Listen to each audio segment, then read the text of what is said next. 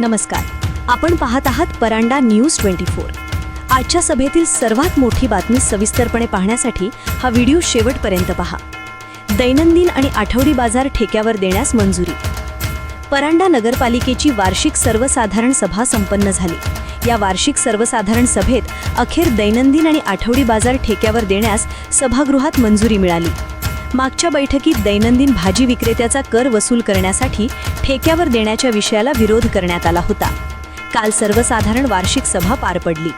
ही सर्वसाधारण सभा नगराध्यक्ष जाकीरभाई सौदागर यांच्या अध्यक्षतेखाली पार पडली।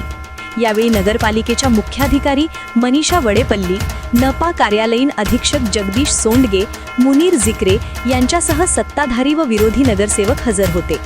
या बैठकीत विविध विषयावर सविस्तर चर्चा झाली।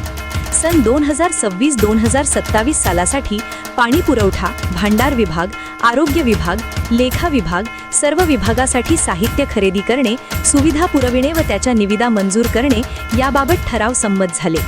या विषयाचे सूचक अर्थ व नियोजन सभापती रमेश सिंह परदेशी होते, तर सत्तार गुलाबखान पठाण यांनी अनुमोदन दिले।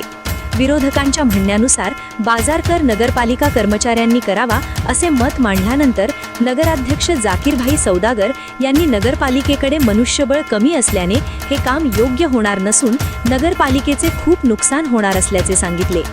सन 2026-2027 या आर्थिक वर्षात दैनंदिन विक्रेते व आठवडी बाजार कर वसुलीच्या ठरावावर उपनगराध्यक्ष समरजित सिंह ठाकूर, नगरसेवक रमेश सिंह परदेशी, परवीन बासले, अनिल शिंदे आदींनी चर्चा केली। व्यापाऱ्यांना जागा मोजून दिली जात नाही व मिळणारा कर जास्त दराने वसूल केल्याने व्यापाऱ्यांचे नुकसान होते, अशी ही चर्चा झाली। नगराध्यक्ष जाकीरभाई यांच्या सूचनेवर अभिप्राय देताना मुख्याधिकारी मनीषा वडेपल्ली यांनी दैनंदिन व आठवडी बाजार कर वसुली ही बाह्य मनुष्यबळ वापरून केल्यास त्याचे नियोजन व त्यावर नियंत्रण करणे शक्य नाही। त्यासाठी मनुष्यबळ कमी असल्याने अखेर डेली व आठवडी बाजार ठेक्यावर देण्यासाठी सर्वानुमते मंजुरी मिळाली। सदरील ई लिलाव शासन संकेतस्थळावर केला जाईल असे ठरले। यास अनुमोदन चंद्रकांत जायकवाड, मन्नाबी मतीन जिनेरी यांनी दिले व अखेर दैनंदिन व बाजार कर वसुली ठेक्यावर देण्याचा ठराव संमत झाला। यावेळी सर्व नगरसेवक व कर्मचारी हजर होते।